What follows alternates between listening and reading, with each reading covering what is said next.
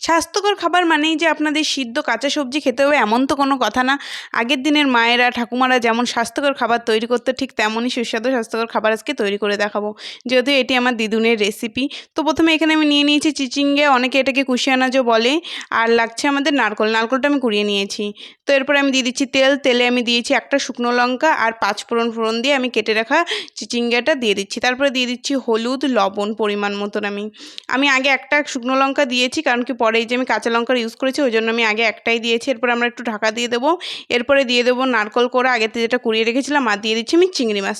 তোমরা এটা চিংড়ি মাছ ছাড়াও করতে পারো নিরামিষভাবে, তবে চিংড়ি মাছ দিলে একটু আলাদা একটু টেস্ট হয়। তো তারপরে এখানে আমি দিয়ে দিচ্ছি তেল গরম করে আমি দিয়ে দেবো এখানে কুচিয়ে রাখা পেঁয়াজ, কুচি কুচি করে কেটে রেখেছিলাম, আর লবণ হলুদ দিয়ে ভালো করে আমি পেঁয়াজটা ভেজে নেবো। পেঁয়াজটা ভাজা হয়ে গেলে উপর দিয়ে পেঁয়াজটা ছড়িয়ে মিলিয়ে নিলে আমাদের রেডি হয়ে যাবে খুব সহজে সুস্বাদু পুষ্টিকর একটি সবজি, স্বাদে গুণে সম্পূর্ণ।